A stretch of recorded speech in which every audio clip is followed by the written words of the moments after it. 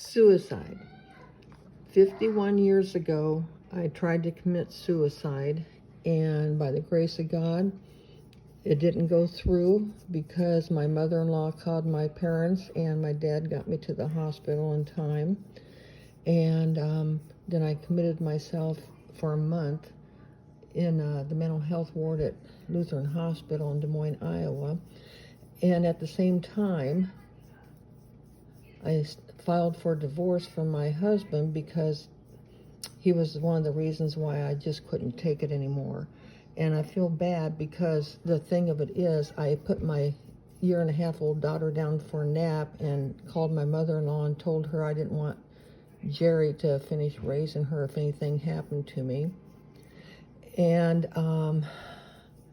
anyhow, I made it through, and I just decided there's no man in this world worth committing suicide over.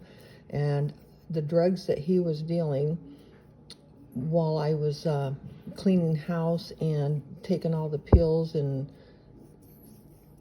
he went out to go deal with some heroin, and I got into the cupboard where he kept the heroin and took that, not by syringe, but by mouth, which I didn't know how else to take it. And I'll tell you what, I can see why people get so addicted to heroin and cocaine through my times of trying both of them.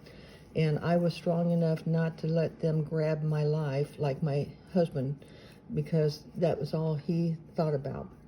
And he didn't care about me or my daughter. And then, of course, he worked at John Deere, and when I got out of the hospital, I had to go to court over it because he got arrested that same day that I ended up in the ER getting my stomach pumped out because they found traces of heroin in my system. And my dad says that's not her. She wouldn't do anything like that. She wouldn't have anything to do with that. So I imagine that's why she tried to take it, is just to see what it was like. And so he came home with his friend after I left a message earlier that he was going to come home to a surprise, and that would be a dead wife and a clean house. Well, the knock on the door, he didn't look out the window like most drug dealers do, and he opened the door, and these two agents came in with their badges and their attaché cases and said, "You're under arrest." And so they took them to jail and confiscated the heroin that they were weighing out. Well, when I got out of the hospital, of course, I had to go to court, and the judge says, if you take your husband back, John Deere will put him in a drug rehab, and he will get off on probation. And so I was between a rock and a hard place because I didn't have a job, so there would be no way for me to be able to afford my house and our vehicle and to raise my daughter. So I took him back, and then through the course of another 8 years, then I had 2 more kids by him, but he still didn't change. If it wasn't heroin, it was cocaine or mescaline, and so after going through physical and mental and emotional and verbal abuse all those years, he didn't even care about me or the kids. And so I finally decided I couldn't help it. If I was going to live, I was going to get away from him. If I was homeless, I would be homeless. So take this to heart.